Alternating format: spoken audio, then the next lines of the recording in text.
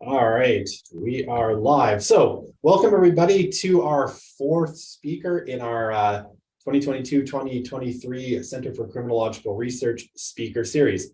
So today, it's my pleasure to introduce Dr. Paul Joosse. So Paul is an associate professor in the Department of Sociology at University of Hong Kong.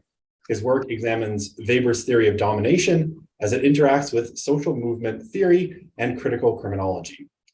Recent projects have included theorizing the link between gender and charismatic power using the example of Trump to develop a typology of charismatic counter roles and weaving Stanley Cohen's concept of moral panic with Weber's theory of charisma to show how charismatic acclamation is intimately linked to the aspersion of folk devils. A second strand of research falls broadly within critical criminology. Specifically, Paul has used a variety of research methods including ethnographic fieldwork, to explore the fringes of social movements as a site for criminal engagement and criminalization. All right, so I'll turn it over to Paul here, for his presentation, The Less Agreeable Side of Charisma, Incredulous Onlooking, and Anti-Structural Power. Thank you very much, Jeff. It's an honor to be here, back on home turf, even if it's virtual. Now, in popular speech, the term charisma often refers to some sort of innate special power, a personal magnetism that draws people in and compels attention. Sociologists are fond of pointing out that this is not correct. We know that charisma is a relationship between leaders and followers. We talk about it as the charismatic bond because we know that both leaders and followers are necessary for charisma to work. That is, for charisma to actually have social power. This is, of course, correct, and it goes back to Weber's original descriptions. Max Weber talked about charisma as arising out of an almost carnal devotion on the part of followers toward charismatic leaders. Charisma involves a sense of duty, a sense of loyalty, and above all, a faith that involves followers attributing extraordinary or miraculous qualities to a leader. This makes sense in dramaturgical terms as well. If you think about it, by coming to a leader, followers affirm the value of the leader and her message. By supplicating themselves, followers create differentials in status that constitute the leader's exaltation. By willingly occupying the receiving end of unidirectional communication, followers affirm the rightness of the notion that one person should be heard above all others. And so the contemporary sociology of charisma has sought to correct older approaches, which tended to focus on leaders and their qualities, personality traits of leaders themselves. Instead, they foreground what they call follower agency, drawing on Brian Wilson's wry observation in 1975 that if a man runs down the street proclaiming that he alone can save others from impending doom, and if he immediately wins a following, then he is a charismatic leader. If he does not win a following, he's simply a lunatic. Now, post-Weberian schools of social theory, including symbolic interactionism and cultural pragmatics, have done a lot to sort of flesh out this process, helping us to discern between these two scenarios where charisma works and where it doesn't work.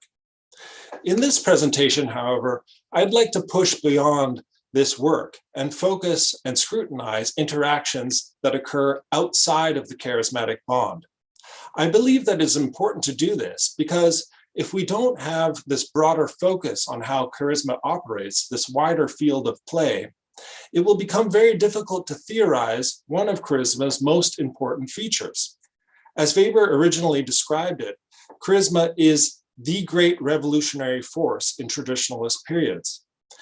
This revolutionary capacity of charisma threatens to be lost in contemporary understandings if we continue to conceive of it only or primarily in terms of bonds between leaders and followers. That is, we'll have a difficult time distinguishing between small insular cults that gradually accumulate followers over time through an attractive principle on one hand, and those revolutionary charismatic social movements on the other hand, which tear through society in a much more aggressive fashion, troubling the wider institutional setting and destabilizing the social order more generally. When seeking to understand the Trump phenomenon, it is certainly clear that we should pay attention to what I'm calling here charisma's less agreeable side.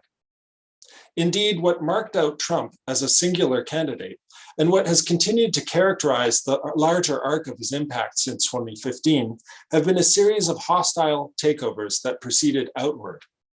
His self-styling as a winner required a succession of losers, many of them seasoned politicians, to file past our view. Despite being an insouciant heretic in the field of conservative values, Trump led an insurgency against the GOP, eventually capturing the party outright. Trump's initial symbiosis with the media also transformed into a morbid parasitism. Media outlets were compelled to cover him, even as he actively worked to kill their credibility in the civil sphere. In these and so many ways, Trump was sort of a performative singularity. He seemed to emanate a reality distortion field. He could bend opposing social forces back on themselves and enfold them within his own performative logic. As politicians and political institutions crossed over his event horizon, the rest of us were dragged along with them into an increasingly Trumpian universe. Now, what I've been trying to do in my research then has been to outline a theory of charisma that includes devoted followers alongside non-devotional interactives into a larger set of roles that I call charismatic counter roles. For those who are interested, I published the programmatic paper for this project in 2018, and I've gone on to explore the role, for example, of folk devils in this process, when charismatic leaders use moral panics to create contrasts between themselves and those who are most despised in society as a means of augmenting their charismatic status. I've also looked at charismatic leaders, Trump in particular, and how they interact with gender scripts. So here, performativity and contrast also play an important role. But today I want to describe a counter role that I term the incredulous onlooker, because I believe it is this counter role that is particularly important for understanding how charismatic revolution takes place. So what are incredulous onlookers? Well, they're institutional animals. These are creatures of regulation and custom. So the other two hair shaft or domains of legitimate authority described by Weber, bureaucracy and tradition. And these institutional creatures are kind of elites that have an interest in institutional continuity. These institutional elites see the charismatic upstart as sort of an enfant terrible, a plucky upstart who doesn't know their station. Charismatic indifference to institutional code roils these onlookers into expressions of shock, exasperation, and moral outrage. We can understand these collectively as forms of incredulousness. And while these expressions are intended to bolster institutional strength and instigate monopolistic closure within the halls of power, in fact, what they do is work in the opposite direction, augmenting charismatic potency and proliferating charismatic rupture. This they do in two ways. First, through their expressions of incredulity, these onlookers work to define societal expectations about the seeming impossibility or miraculousness of the leader's conduct. By enshrouding these incipient leaders with impossibilist characterizations, incredulous onlookers lend a sense of gleeful wonder to their early successes, even if these successes are initially only relatively minor and otherwise unimpressive. The performative contributions of incredulous onlookers can therefore be conceived as social interactional negatives of the charismatic miracle. Now, this is something that people working in the dramatic arts have known for a long time. That is, if you want to show something extraordinary happening, you can show the actual event itself. But almost equally important for the scene to have its effect on an audience, you need other people in the surrounding to sort of give expression to the extraordinariness themselves. So bulging whites or an astonished countenance, these are important for giving cues to the audience about what's going on.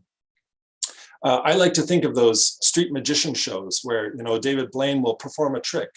And it's important to see the trick itself, But what makes the show, what makes it really astonishing to us at home sitting watching on our TV are the people who are on the street running away in terror or just flabbergasted by what is going on, thinking that David Blaine has somehow become possessed by a demon or something, and that's why he's able to do these things. So this is something that I suggest is really important for charismatic rupture. Now here we see these two affective modes for the women on either side of Trump. One is clearly enjoying what's going on, but the other is clearly astonished or incredulous about what he has just said. And I want to suggest that these two affective modes kind of work in tandem with one another, almost like a two-stroke engine that propels charismatic leaders into greater cultural prominence. Now, the second thing that these incredulous onlookers do is that by virtue of their functionary role as institutional or organizational mouthpieces, they widen the aperture for extraordinary expression within the institutional spheres they represent, bringing the full communicative capacity of such institutions within reach of the incipient charismatic leader. In doing so, these incredulous onlookers offer exposure to a much wider audience than would otherwise be available from within the closed sphere delineated by leader-follower relationships. The classic example here, I think, also comes from Trump, where it's been estimated that he received $2 billion worth of free exposure because of the sort of constant controversies that he was creating. And that number, $2 billion, is twice the all-in budget of Obama's campaign 4 years prior to Trump's first campaign. So we can see by two different means, first as a function of affect, and second as a function of position, we can say that these incredulous onlookers unwittingly generate and promulgate charismatic culture. So in the following, I'm going to use observational and interview data to show how, first, during the early stages of Trump's presidential bid, members of the political establishment worked to enshroud his candidacy with an air of impossibility, lending a sense of wonder to what would otherwise be less than extraordinary accomplishments. Second, I'm going to show how Trump used debate appearances and mass rallies to create templates of possibility for his candidates, offering a variety of proofs for his viability, which actively refuted the impossibilistic characterizations from his detractors. Third, I'm going to show how, in response to his undeniable successes, Trump eventually came to receive widespread acknowledgement as somebody who possessed extraordinary powers. During this last stage, even Trump's critics took to using the language of miracles to describe his capabilities, contributing to a discursive field that was favorable for his charismatic rise. So at first, Trump's interactions with incredulous onlookers did not seem so consequential. They primarily revolved around matters of style, and there was no shortage in Trump's case. The announcement event for his presidential bid, for example, was festooned with all of the tacky grandstanding, which since the 1980s had made Trump famous.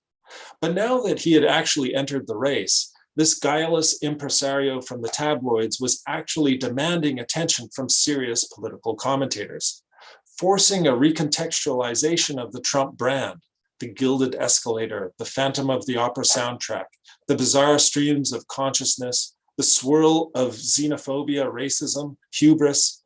All of this was forced into the customary bounds of what Bourdieu called the political field.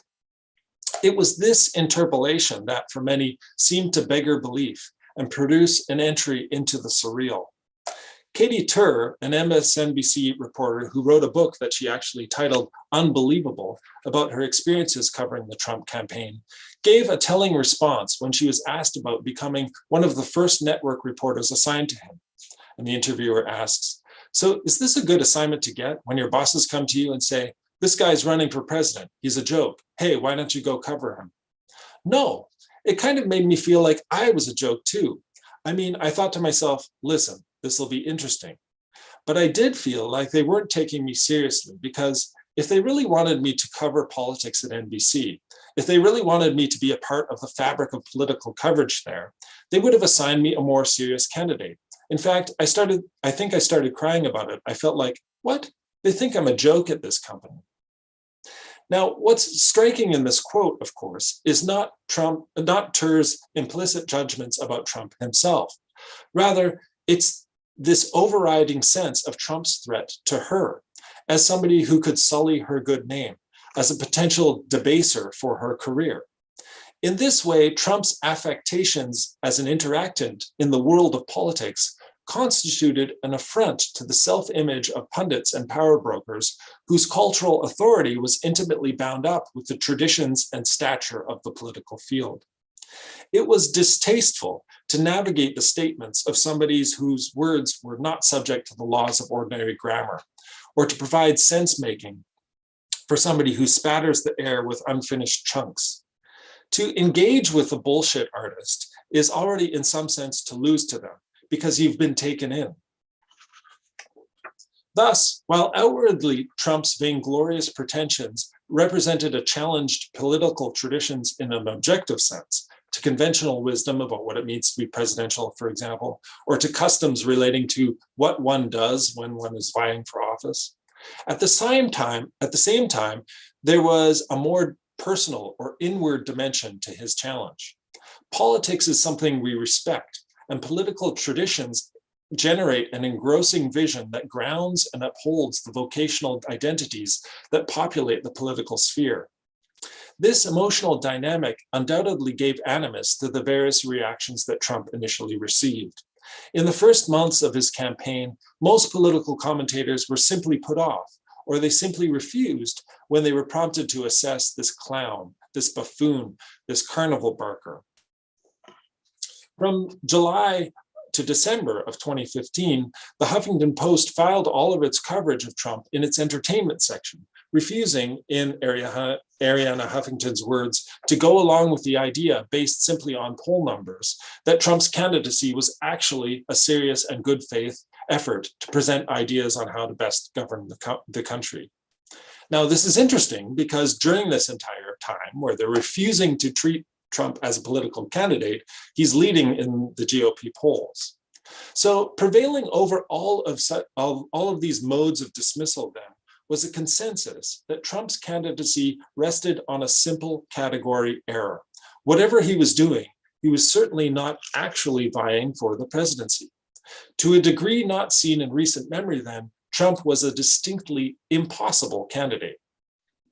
But this setup, which clearly intended to quash hopes for Trump's campaign, only served to freight it with charismatic potential, cementing affection for him amongst those who felt like he was being treated unfairly. As sociologist Isaac Reed observed, every time some journalist pointed out in the New York Times that it was so hard to transcribe his speech because it was all over the place, they played exactly the role they were supposed to play in the performance that was the rise of Trump. Every time they said, he can never win, they were setting him up to be a charismatic leader, because then every time that he won, it's a miracle. Samantha, an organizer of Trump Friday gatherings in Phoenix, happened to be speaking to me during the week of the first House impeachment hearings, which she regarded as a prime example of sabotage motivated by establishment fears about his popularity. He was so likable, she said, and that's why the press had to destroy him. The first press conference that he had them in the palm of his hand. He said, they're looking for the emails that Hillary deleted. He says, hey, Russia, maybe you can help us out and you can find those emails. I was watching at home on my TV live and I died laughing. I had recorded it. I said to my husband, you got to see this. This is hilarious. And now they're using it against him, saying he's colluding with the Russians, with Russia to hack our election. Oh my God, it was so funny. And everybody who actually saw it at the time knows it was a joke. Like Russia's going to go out and look for the emails just because he's standing there asking. So whatever. The press had to destroy him because he was too much. Margaret, an elderly Trump supporter from Quanah, Texas, held similar feelings. I wish people would spend half as much time praying for him as they do running him down. He hasn't even got a chance to be president yet. We have no idea what he could do. I voted for him and I'm voting for him again. They, the media and Democrats, blow things way out of proportion. I'm so sick of it. Finally, Marie, speaking to me at a MAGA meetup event near Ann Arbor, expressed her admiration. Well, could you imagine being elected president and all of a sudden you got the FBI director coming in and setting you up? How many people could handle that kind of adversity? And going and speaking in front of foreign leaders? I mean, the guy has some kind of inner strength. And a lot of the religious groups think he's like the savior of the world. I think that's one of the main things Trump got elected for. Now notice, these notions that they had to destroy him because he was too much, that we have no idea what he could do, and that he possesses some kind of inner strength, and that some people think he's like the savior of the world. These are all positive imputations made by these women towards Trump that become possible only amid an acute sense that he has been the victim of treachery, that he is somehow roiling institutional power. For these women, estimates about Trump's abilities were enlivened and accentuated by the feeling that he was being unfairly treated and constrained by a powerful political establishment. Another proof of Trump's viability was the uncanny invulnerability he displayed at debates. Time and again, he was able to brush aside serious charges and condemnation, often with zingers that regaled audiences and filled the nightly highlight reels. When criticized by Marco Rubio for hiring what the GOP calls illegal workers, for example, Trump quickly broke in saying, "I'm the only one on this stage that's hired people. You haven't hired anybody." When Fox News moderator Megyn Kelly challenged Trump about his past statements about women, calling them fat pigs, dogs, slobs, and disgusting animals, he cut in saying, "Only to Rosie O'Donnell." This was an obvious falsehood and a facetious reference to his decade-long feud with the comedian. At the second general election debate, when Hillary Clinton remarked, "It's awfully good that someone with the temperament of Donald Trump isn't in charge of the law in our country," Trump immediately cut in saying, "Because he'd be in jail." So these quips were met in each case by audible eruptions, gasps of disbelief, howls of condemnation, and, by turns, raucous cheers and laughter. Recognizing these as performative successes, Trump would often follow up saying thank you to the crowd, as if he was a controversial comedian building intimacy with his fans. "I love that stuff," Marie told me. "It's fun to watch somebody do what I can't do. If you put me next to a real smart left-winger, I'd lose. I just can't come back. Not that fast with a repartee. But Donald Trump could. I think there's certain minds that are able to recall and put together these quips. JFK had it, Ronald Reagan was a master at it, and very few people have that talent. When you hear them, you know them, and you think, now there's a guy who could stand on his own and make things happen." Because he just kind of like flips his hand and his words, and he kind of knocks them down like bowling pins. It's fun to watch. This quality of fun also pervaded John's sense of appreciation for Trump, getting him interested in Trump's campaign, even though prior to 2016, John didn't consider himself to be very political at all. It's kind of schoolyardish. I find it a little bit entertaining. You don't expect it. In a presidential debate, you expect it to be all stuffy and boring, you know? And it kind of woke up the political system a little bit. Yeah, he's no politician. Thus, while commentators were saying impossible, Trump used political events to produce what Mabel Barrison has called templates of possibility for his candidacy. He was displaying an extraordinary ability to vanquish foes. And with each day that passed, the departure between the establishment's view of reality and the new political reality that Trump was affecting was becoming ever more permanent. At some point in this process, it stopped being a joke. Never Trump was the phrase, but increasingly, always Trump was the experience. Rush Limbaugh must be credited with describing the political class's increasingly panicked responses to Trump in ways that are unmistakably resonant with Weber's ideal type. And I quote, "Trump is so far outside the formula that has been established for American politics that people who are inside the formula can't comprehend it. Everything he's doing goes against the book. And somebody challenging it, like Trump is doing, has just got everybody experiencing every kind of emotion you can. They're angry, they're flabbergasted, they're shocked, they're stunned, and all of it because he's leading. Everything any analyst or consultant or professional would tell you not to do, Donald Trump is doing it, and he's leading the pack. This creates its own set of emotions and feelings and thoughts that run from person to person. So what was shock and horror to some clearly translated into glee for the likes of Limbaugh and his audience. Through these terror-stricken appraisals, Trump's persona took shape as an institutional wrecking ball, or as Michael Moore famously remarked, as the human Molotov cocktail that supporters get to throw into the system. As this dynamic progressed, an odd trend emerged in which even Trump's critics began crediting him with miraculous powers. Trump had become Teflon Don, a man of steel who was able to make statements that would have ended the career of any ordinary politician. Pundits professed to being floored, mystified, and stupefied by a candidate who prospers where others would perish, and exclaimed that nothing has the power to push this candidate an inch off the course that is preordained for him. Fox co-founder Barry Diller famously describes Trump's success up to this point as an evil miracle. And so here we have it. The language of miracles, so salient in Weber's original account of charismatic legitimation, is actually becoming a fertile source of descriptors for Trump, not just amongst his admirers, but here amongst his critics. Now, one could object that these expressions are more idiomatic than charismatic. Trump's detractors didn't truly believe in his powers after all. Of sole importance from a dramaturgical perspective, however, was that Trump's followers were primed to receive him as an extraordinary figure. And here we have, as odd and as unwitting as it is, a form of corroboration from his critics of his charismatic status. After all, these critics were reaching for the loftiest superlatives they could muster, pulling out their hair as their conventional institutional wisdom failed them, and expressing a sense of disbelief about the very reality that was before their eyes. Amid all such miraculous commentary, one expression emerged and became favored.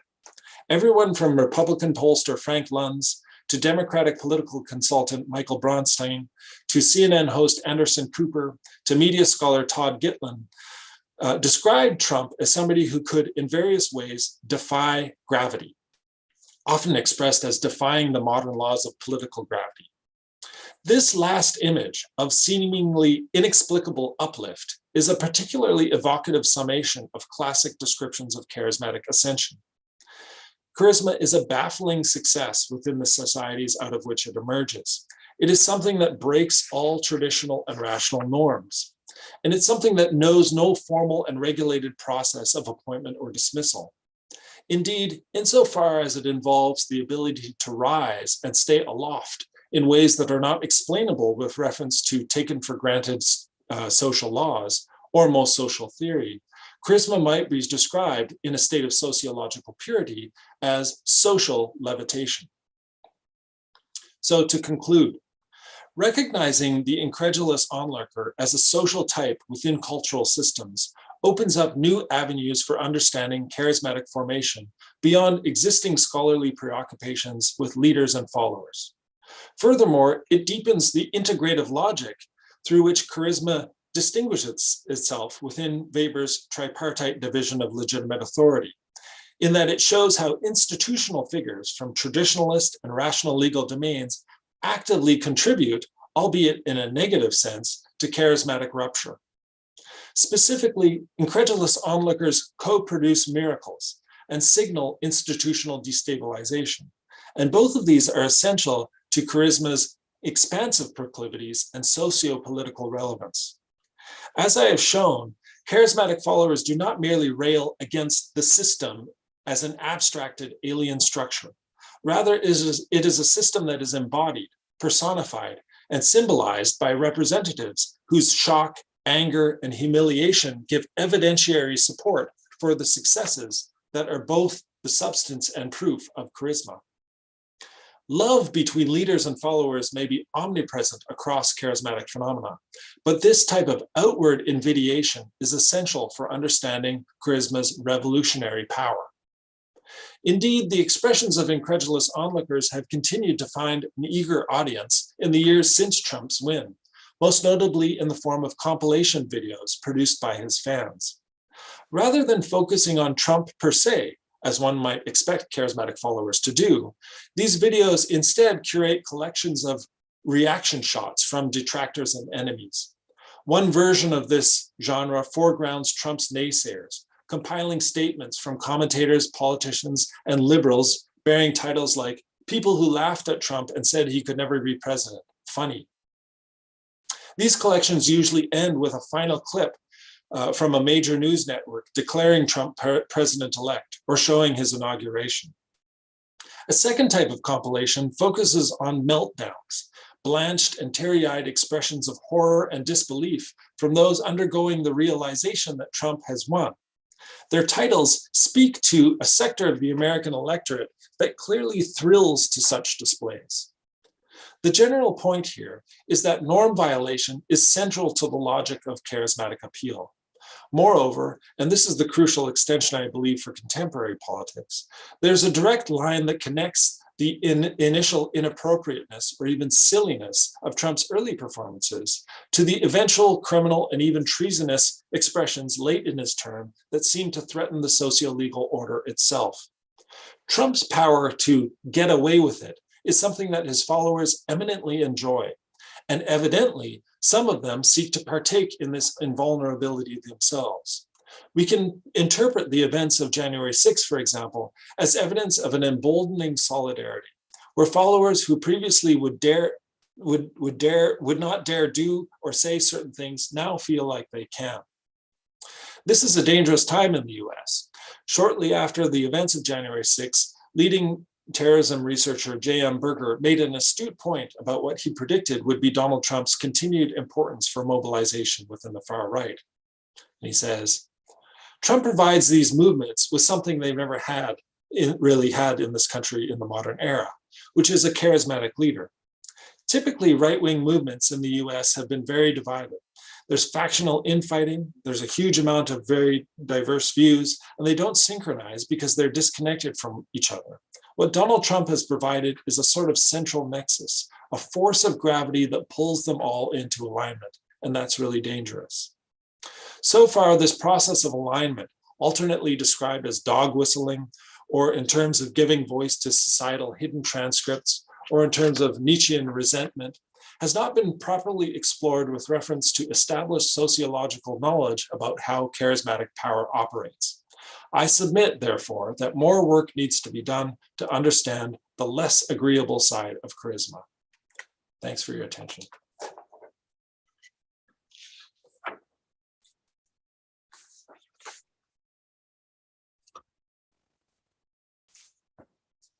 Okay, where am I at here?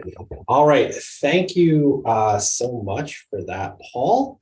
So if you're ready for it, we already have a question here from YouTube. And anybody else, if you're in on Zoom with us, you can either type the question into the chat or just raise your hand, and I will once Paul is done, I'll kind of cue you up and you can turn your microphone on and ask your question.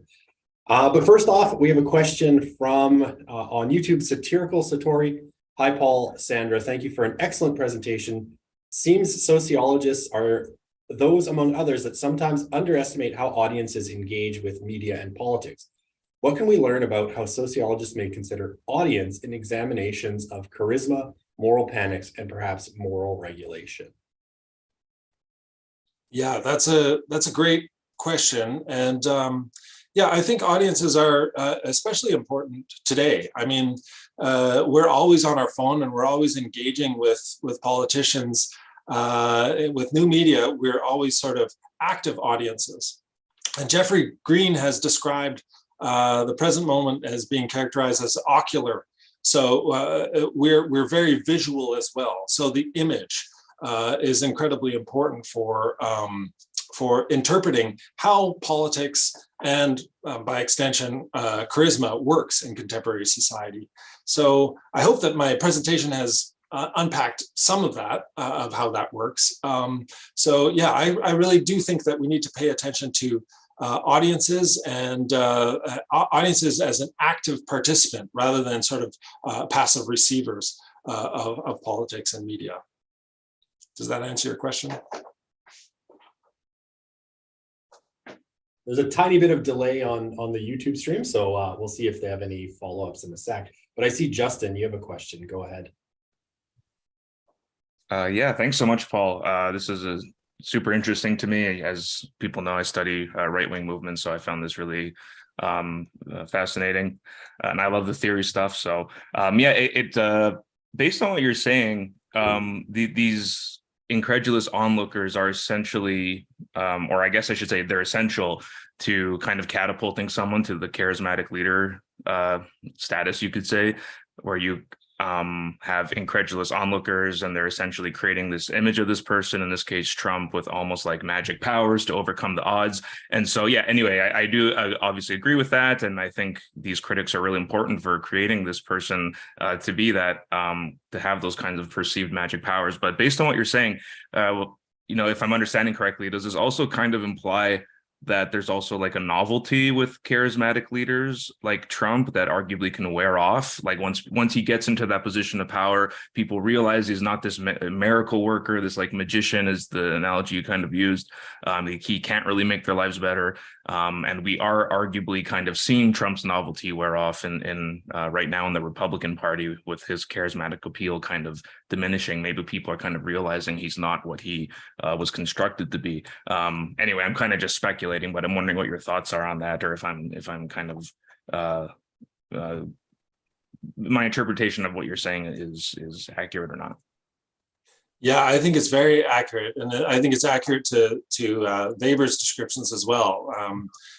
He described charisma as kind of a flash in the pan type of phenomenon. He said that it was in statu nascendi, so it was always only ever in the process of being born. And one of the ways to keep charisma going is to sort of escalate the situation. So what was initially shocking isn't going to be shocking the second or third time that you do this. Now, one of the alarming things about the presidency and rising to take the office of the presidency is that you have a long track of escalation that you can pursue. And so this is something that I think accounts for how Trump initially, it was just the fact that he was sort of kind of weird and speaking funny and saying things that you shouldn't say, which were offensive. But it got to the point where he was. We don't have to go over all of the sort of crazy things that led up to January 6th, for example. So, but then, what happened? Well, he was deplatformed. He went away for a long time. So this is something that I think has hurt Trump and his charismatic appeal.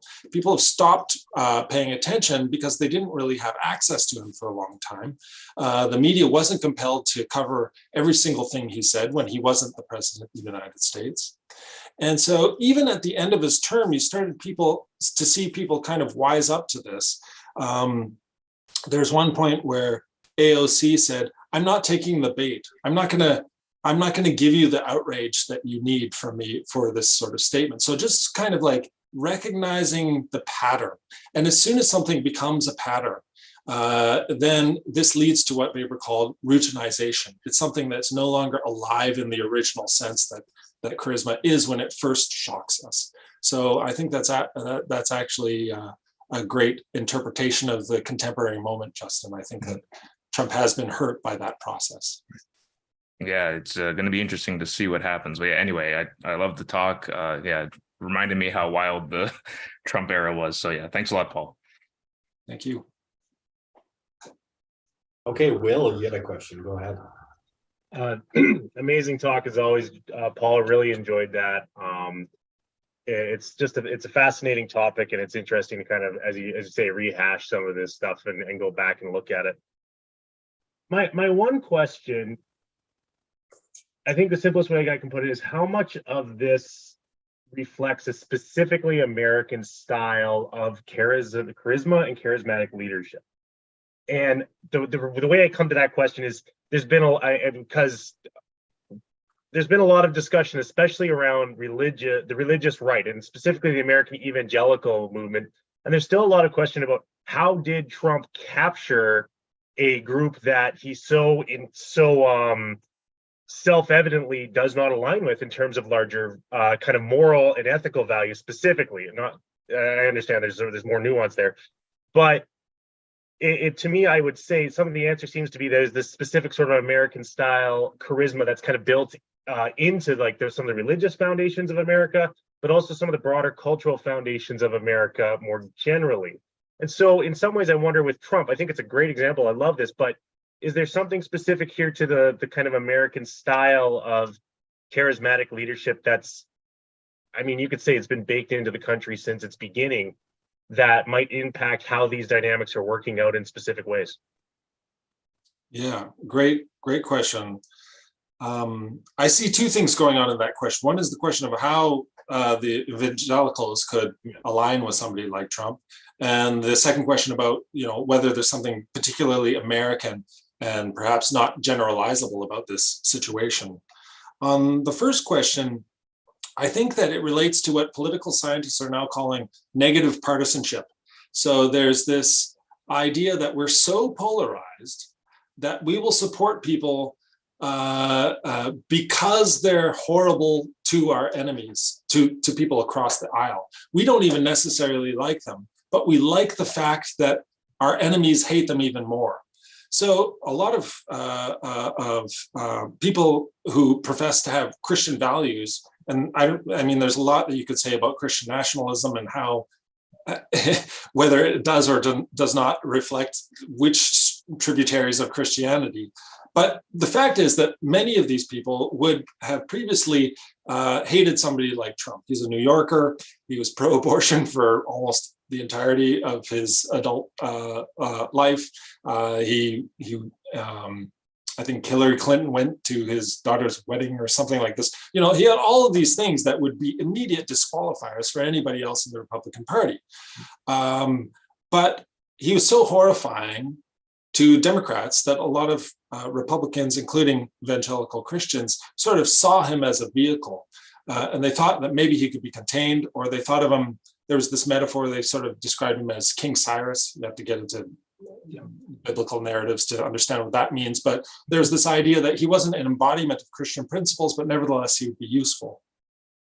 Whether there's something particularly American about this or universal, that's hard to say. It does seem clear that Trump exists in league with a variety of other characters around the world who have risen in recent years, right? So Bolsonaro is an example, Orban perhaps. In the UK, you have Brexit and people like Nigel Farage, and these people talk to each other and they support each other. In terms of the incredulousness, actually, you can go right back to the biblical narratives and look at the Pharisees. These are people who are sort of tearing their robes in anguish at the things that Jesus is doing. And so Weber uses these narratives as sort of the foundation for his descriptions of charisma in many cases. And I think these dynamics where you're sort of taking off the religious authorities or the institutional authorities in a different way, I do think that you see this playing out in a variety of charismatic situations, not just the American one. Although, of course, America is its own beast in many ways too. Does that answer your question? No, very much. Thank you very much for addressing that. I think it's just fascinating in terms of not just letting this also be, oh, that's just something that could happen in America, because these patterns of charisma do very clearly have shared traits. And yeah, so thank you. Thanks. Okay, I see Zore has her hands up. Or hand up. Go ahead, Zore. Hi, Paul. Hi, Zore. Good to see you. Good to see you too. Thanks for the very interesting talk. I I'm really fascinated by the directions in which you have taken this notion of charisma, knowing where you started it with the some of the radical environmentalist movements in northern Alberta. And I was thinking about you again a few days ago when John DeRoy got arrested. I was wondering what you would say about him today, but obviously this is a much more serious and important topic that you presented today. Will asked about what is specific about Trump and the US, and I want to take this to the opposite direction and ask, what is general about Trump? Because as you mentioned at the end of your response to Will, there are these other seemingly charismatic right-wingers emerging and showing very similar characteristics as Trump, like Bolsonaro and others. One of the things that in a way, I think is missing from Weber's account is this kind of the social conditions that help the emergence of or the manifestation of charisma. I think, or I mean, I haven't read this part of Weber's work as extensively as you have, but my impression is that he sees charisma as this quality that the person has, as if like it's almost innate, and shows itself in these different ways, like an extraordinary ability, for instance, that the person has. Whereas if you bring in a little bit of Norbert Elias into this, with I don't know if you have read his study of Mozart. I haven't, no, but I should. Yeah, and how genius is kind of socially created. So I'd say, I don't know, it's a really little book. I have it as a PDF. I can send it to you.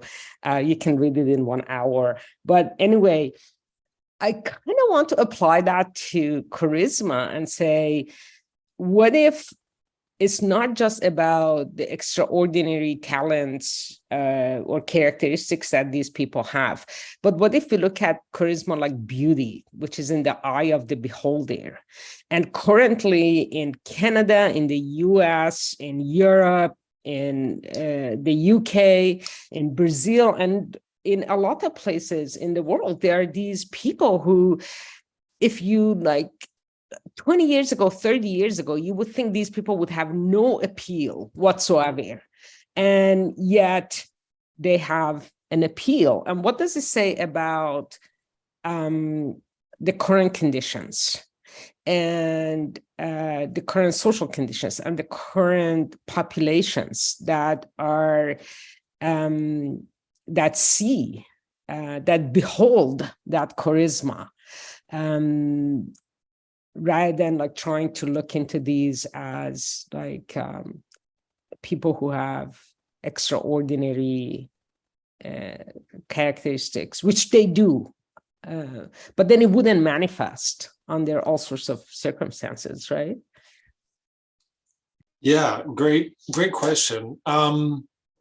Yeah, as for Weber, one of the unfortunate things is that he uses passive voice a lot when he's describing this. And so he talks about people being treated as though they're extraordinary or regarded as having extraordinary qualities, right? So he's sort of writing in a bad way, which is not uncommon for him, which kind of leads one to be able to make two interpretations about Weber. On the one hand, you could have that kind of essentialist reading that you're talking about, where he's talking about these leaders as possessing these traits.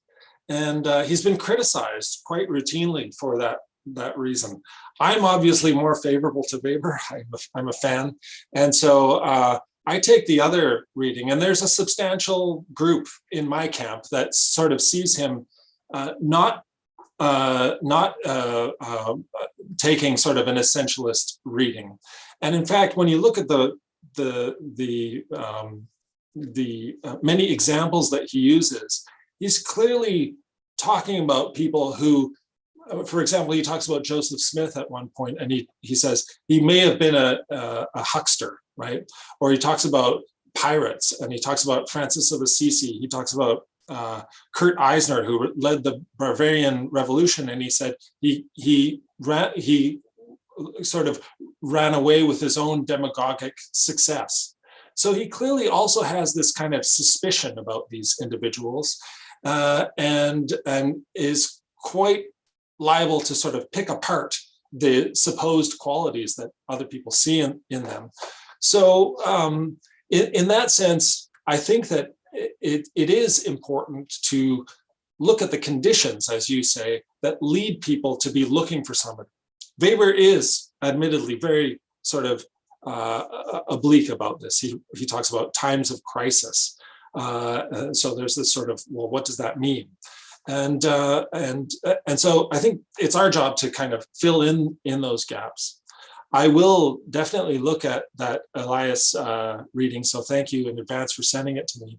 But it does seem that structure was important in that case, right? Because if I'm remembering the example correctly, Leopold Mozart was touring Wolfgang and his sister around Europe. So his sister kind of was at some point left by the wayside, and Mozart was constructed as the genius, right? And so who knows, outside of a patriarchal structure, maybe that would have turned out differently. So there are certain affordances that we can see that exist outside of the individual themselves that are permissive or inhibitive in terms of the attributions of charisma. So I don't know if Elias talks about that, but I look forward to checking that out. Does that answer your question?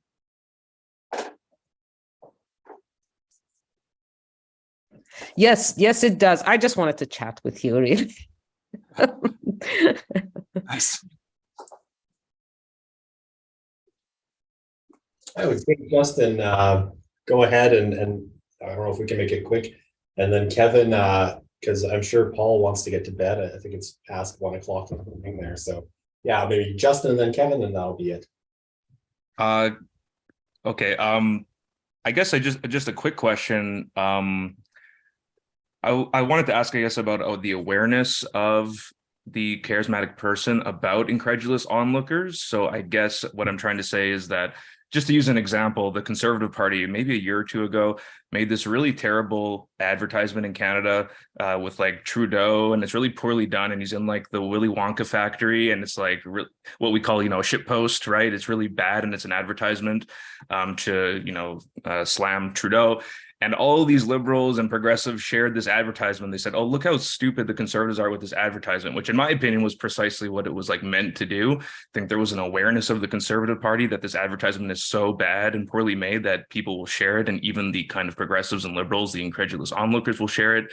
And I guess I'm wondering what your thoughts are on like the awareness of charismatic people or groups to kind of have an awareness of the incredulous onlookers and take advantage of that. Yeah, that's a fascinating question. I suspect that there's different levels of awareness in different charismatic leaders. There are early stories from Trump that he would feed the tabloids stories about his divorce with Ivana, for example, or like scandals. And so this is something that he would sort of do in order to create publicity for himself initially. And so it does seem that Trump has an awareness. Now, he wouldn't wrap it in all of the kind of perhaps unnecessarily sophisticated theoretical baggage that I have done. But somebody like Trump, I think, has a sense of what will play, what will get him attention, what will be useful. And there's also this quality of not having any shame. Like, I wouldn't want a scandalous story to appear about me, even if in some other facet of my life I could profit from it, right? I would still not want that to happen. But so Trump has seemingly an awareness about these things, but he also has a willingness to sort of use his public persona for whatever means he is useful to him in that particular moment. And I think that that is something that is also kind of special for charismatic leaders in that sense. Thanks, Paul.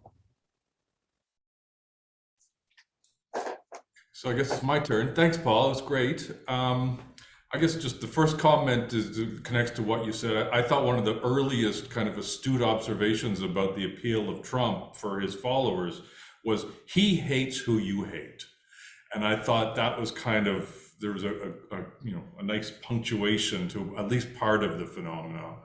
But I guess I wanted to follow up just a sociological literature question following up on Justin's question, because it does feel like the fever has broken around Trump. And I guess in terms of sociological thinking in literature, do we have better works than, and I'm not denigrating, but the, when prophecy fails, the Fessinger study to thinking about when it is that kind of this charisma or whatever we want to call it declines. Has this been theorized recently?